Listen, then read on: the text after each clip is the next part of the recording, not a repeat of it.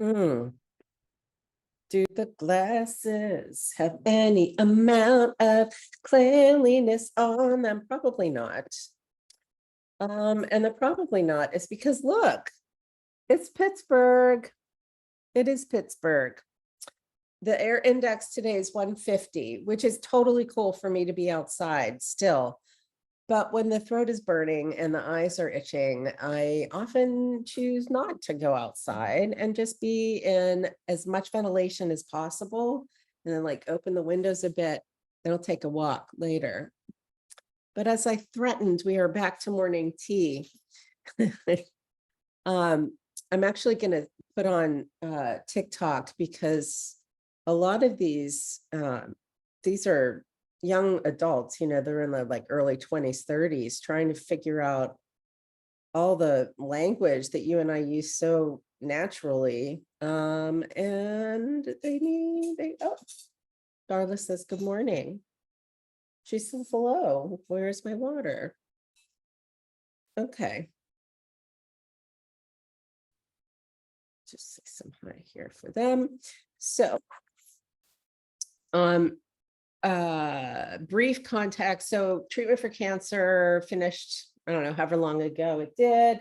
And then in this whole like road to recovery and interpreting and understanding like any kind of signaling that my body is giving has become very different for me, like really, really, really different. In that I don't. I lack as much skillfulness as I used to have in understanding for the last 2 or 3 years, I have not had an appetite. I mean, like I know I need to eat, obviously I'm eating, but like I haven't experienced hunger. So in trauma talk, that's what we'll call it, TALK, not just TOCK or whatever. In trauma talk, in polyvagal theory, I hear this a lot in different kinds of anatomy circles too.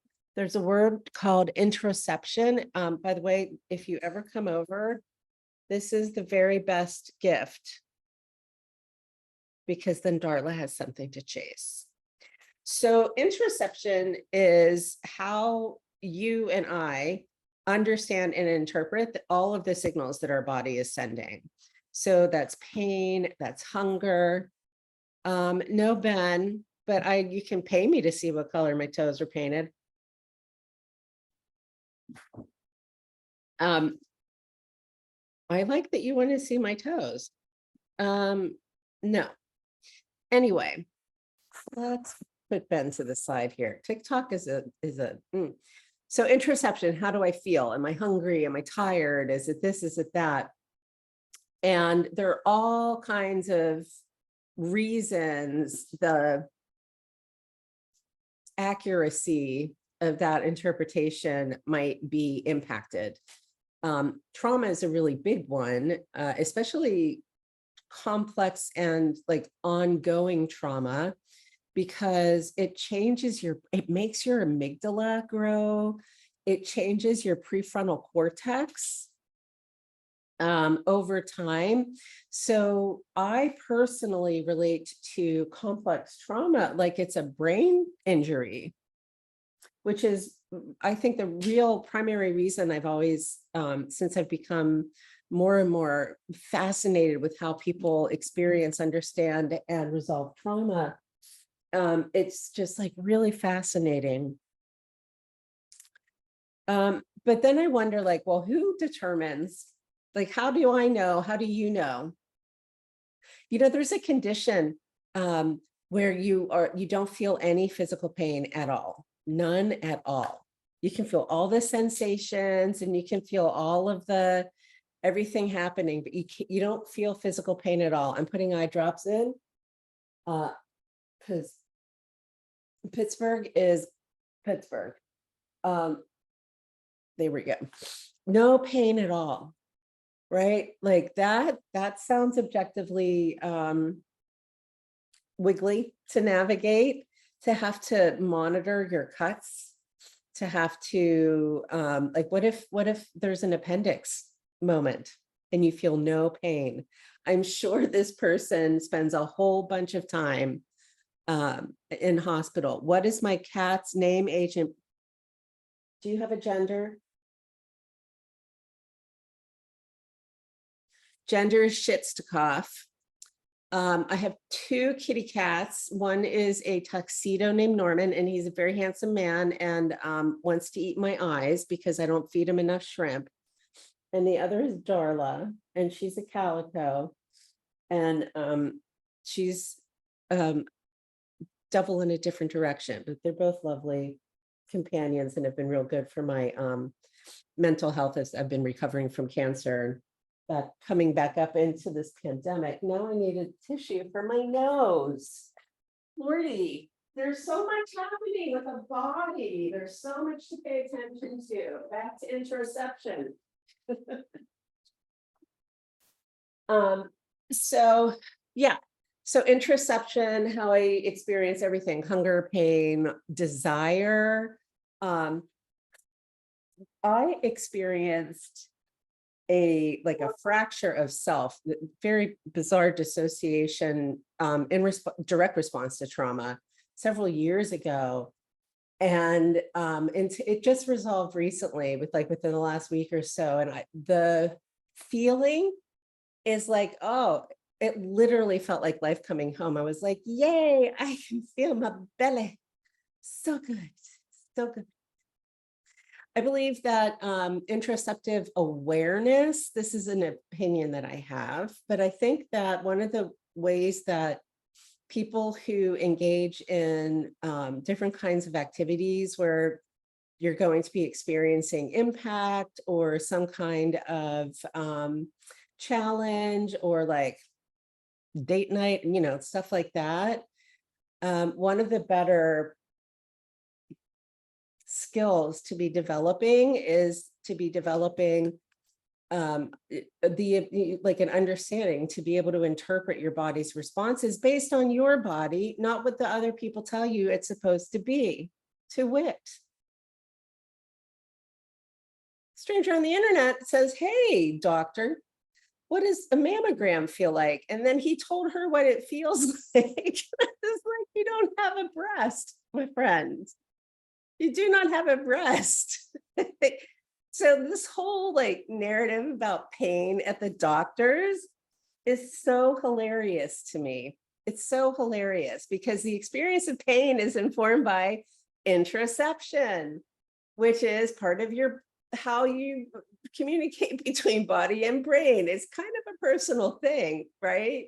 Anyway, it's very common with people who have autism, with autistic individuals, to lack interoceptive awareness. I'm putting this in quotes. I have some personal ideas about why that may be.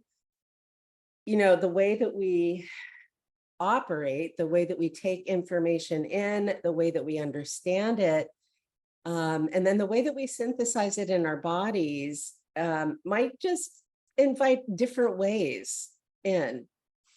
And so if I reflect more on how did she do it, whatever the it is, I think it's because the mindfulness and the main body of somatic practices that I've been engaging with for decades, somatics meaning to the body, they literally start with your body, like with your heart, with your lungs, with your kidney, and you're just smiling and making nice with your organs. My sense is that has helped me a lot over the years. Interoceptive awareness is related to also pain and pain pathways.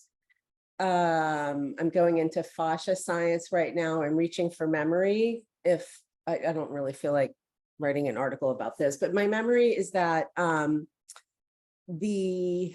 there are double switch pathways for pain. Nociception, that's what it is. Nociception, all these ceptions: perception, respiration, shinshin, nociception, how a person experiences pain. And I remember learning about that when I was learning about fascia as it relates to hypermobility, Ehlers-Danlos syndrome, and me in my work with yin yoga, because so much yin yoga is offered to the public primarily as putting the body, nature versus nurture. Yes. Willow, did you just find that soundbite from yesterday? Oh, one more like on TikTok and I'm a 69. I will feel so accomplished. Meanwhile, most people I look at, they get like thousands of likes. That's okay. I've been using this stuff as entertainment. But yes, so nociception, the experience of pain and these pain pathways impacted by our hormones, especially estrogen. And then there's all the comorbidity, which is the fancy word to make you wrong for being, for having a lot of bedazzles on your medical records. I would really like, it is so easy to learn a new thing in your formative, in the same environment. Yeah.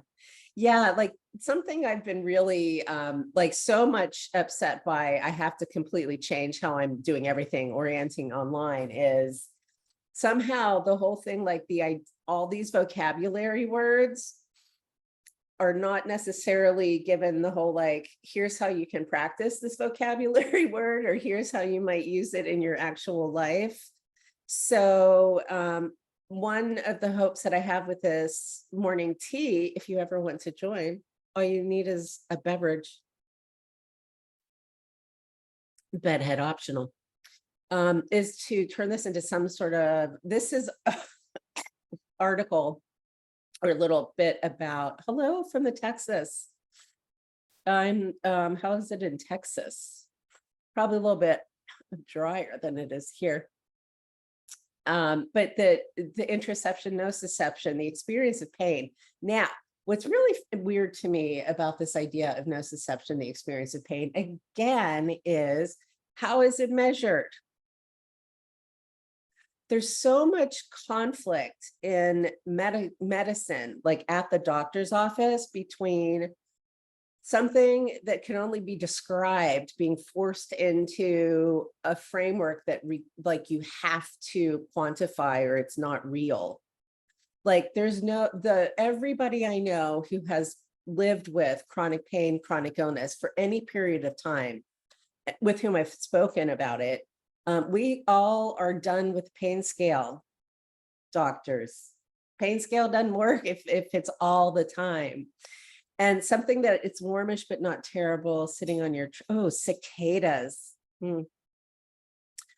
I'm just remembering my first cicada invasion, however long ago that was. Nociception, oh, heckin'. See, I really like being able to see the comments, but then I have the ADHD plus the 3 different, what are these screens? Have to be at a level of pain to be valid as gross. Okay, so you have to be at a level of pain and you need to be outwardly communicating it through your body by whatever biases or, prejudice you live in the world. So like the more, this is just an observation. This is just me noticing. But when people are talking, when humans are talking about like going to the doctor for pain, it seems like the more melanin, like the darker the skin and the more femme, like the more ladylike, it is worse. It is worse. When I had my appendix taken out, I would have rated my pain at a 4. That's how much pain I am in all the time. My bursting appendix was a 4. So if by the time I go like, hey man, I need an intervention, I know that I'm being, but we won't even get into how it's medicated, but the whole way that pain is just like treated, first of all, in as much as I understand about Western medicine, or again, another fancy word is allopathic medicine, is like, it's so geared towards and oriented towards cut it out, tape it up, surgery, blah, blah, blah. And here we have autoimmune. Yeah. Autoimmunity. Hello. Also related to, not because of, but you see a lot of autoimmunity, hypermobility, interoception issues, nociception issues, proprioception. There's another ception. Where am I in space? And as I understand it, we usually, I'm just looking at a bowel thing. We usually understand 3D space, as I've been informed. Sounds logical, by our joints, right? So if your ligaments and tendons, if your soft tissue, connective tissue is lax, maybe that, it's like the spring is just, it has more give to it. So it's going to take more to get that sensation. But this is the other part in this nature versus nurture. Okay. We are taught how to everything. We are born with all of the needs, and then we learn how to have them met, basically, right? And if you're neurodivergent, trauma, and complex trauma, childhood trauma, especially neurodivergent, a lot of the messaging we get as children is that we're just wrong. We're just wrong because we don't operate the same. I'm consistently now, and I have to learn some tools now, because I have unmasked my autism, where people are saying I don't make sense, but then I speak with other autists and I'm like, I make total sense. Like, it's literally an entirely different operating system, right? When a human has been through something that has been experienced as trauma enough for that human, it's all very, very personal. The brain is a little bit different. The brain changes. I believe that we can very safely just lump trauma into the neurodivergent bucket because of all of the similarities and how it kind of gets like executed in the body. And the autism process is so long. It is so long, this process of being diagnosed with autism. And today, now, here in the United States, of course, we have the added flavor of all of these anti-trans bills that are being laid out. And when some of them have autism in them. So, yeah. The somatic work that I do and instruct is very much about like what's here, as opposed to just thinking about something. So if you're here, if you're online, and you could take like, I don't know, it'll take like a minute or two, maybe. And we'll just do like a quick little, you don't even have to close your eyes, but the first thing that a student learns in this yoga is the inner smile, is what it was labeled when I learned it. And so you just take your tip of the tongue to the roof, just behind your teeth, just the tip. Let your jaw kind of be soft and smile. And then I'm comfy. It's comfy for me today to close my eyes. Sometimes it's really not comfy for me to close my eyes. And if I'm having a day where eyes are better open, I'll just kind of be like this.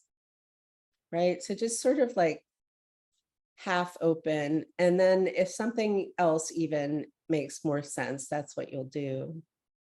You bring the tip of your tongue to that ridge and smile.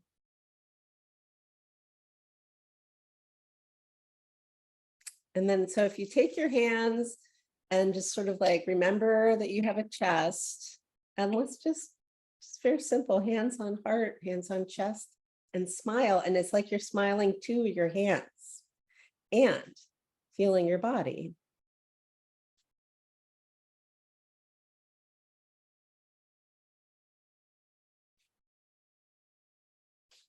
Again, eyes open or closed. What I have found over the years is when people are asking me to do things like understand a concept or imagine a thing, when I'm really trying to kind of like find my orientation in my body, I have hypermobility, I have autism, I have I have it all. Doing just barely something like remembering, like literally, isn't it grounding? Yeah, it is. The other thing I really love about this framework is it says that any emotion that I have, that you have, all of the emotions are okay. They're all okay. We might behave in ways that there's consequence, which I did recently. I had a weird trauma integration thing happening and I wasn't aware of it because I was trapped by the climate for days last week. It's not good. And there will be consequence. I hope that this woman I work for, she's like, what do? I said, you write me up, obviously, right? Because there is a consequence to that behavior because I couldn't understand what was happening and I wasn't grounded. And here's the way. Right there. And over the decades, as I've been with this, yes, with your horrible sensory issues, Willow, I will be guiding some somatics and playing some singing bowls soon with the intention it should help a lot. So I'll do that in a separate video so that I can post it somewhere and we can all access it for free. But yeah, so there's something about these somatics in particular that for me, as a person who is and autism and ADHD and hyper, mobile and now cancer and all of this, it's always been really comforting to know that I can just go like, oh, that's right, I have a heart. Ah, there's my stomach. Ah. And I see children, I once taught these, it's just a smile and 6 breaths. That's all it is, right? I was teaching them as part of an anti-smoking seminar I had constructed for a company. And one of the attendees was very unsure of me, which totally makes sense. He was like a civil engineer or something. But what do you know? He taught his teenager the anger sound, and the teenager started to bring it in. But I will tell you that it's really, really great to be doing kind of like brushing your teeth. And so I don't know if my interoception, nociception, I don't know if any of that has improved or not. I feel like I'm better able to at least describe what I'm experiencing. I feel like like this whole hunger thing since I have finished cancer. By the way, I just got my appetite back like within the last few days. It's for the last 3 years.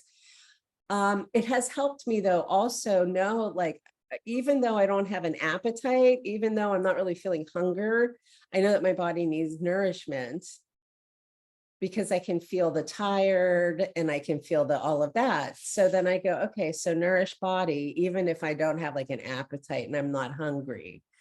And for me, these Taoist exercises, this yoga has just been really amazing. So last thought, as I'm, existing online on Beyonce's internet, I'm so glad she lets me be here, by the way.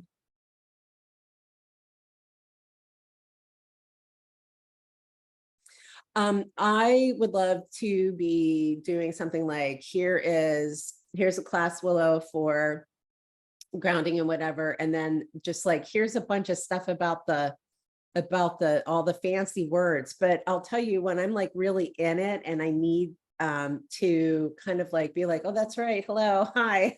I am a human. It's the practices, not the words that help, but it's also really useful to be able to have some sort of labeling framework. And I just got one. So this will be fun. So let me quaff.